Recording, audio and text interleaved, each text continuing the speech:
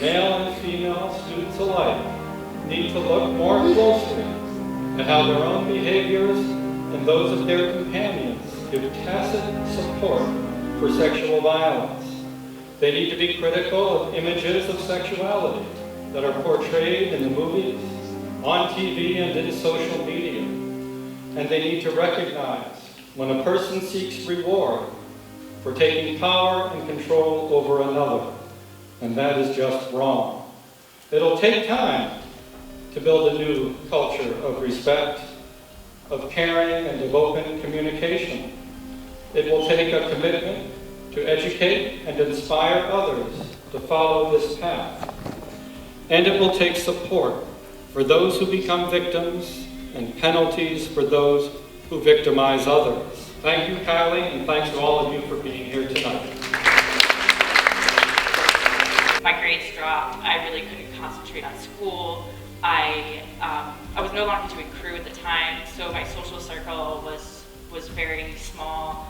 I was going to therapy weekly, sometimes bi-weekly, either on campus or off campus, and I just really didn't have a lot of free time.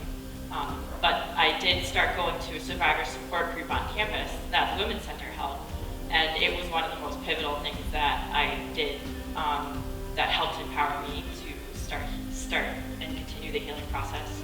And when I was privileged enough to be part of this group, I also realized that the women around me, by sharing my story, it helped them to come forward. And I just remember him basically leading me to the bed and me telling him things like, "This is too rough." And the last thing I remember is the lights. I remember the lights going on. And then I woke up the next morning and the light was on. And I just remember seeing him text messaging a friend just to come pick him up. And I was trying to figure out like what was going on. The memories just hit me like a load of bricks. I kind of saw the scene in my room. There was blood on the sheets, and I just knew something wasn't right. So I sent him a message. I asked him what happened, and he gave me a very shifty story. I passed it off like it didn't happen for a couple days, and then two of my friends through work supported me to go to the health center on campus and Planned Parenthood for just general treatment.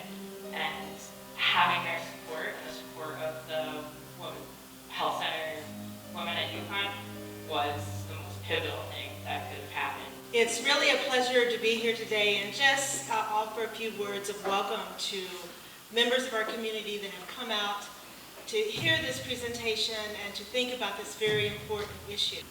So I hope that what we can continue to do is work toward a community where we're looking after each other, where we're communicating more effectively, we're understanding the issue, and we keep pushing until that dream happens where there really isn't a need to have these forums, because it is so rare that we see sexual assault.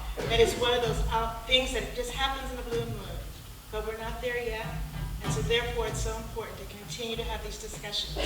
But I believe that if we all join together here at Buffalo State, and as our voices trickle out, that we can become the kind of voice that we are not every few years bringing this to the forefront like it's new, because it's not new. Thank you so much.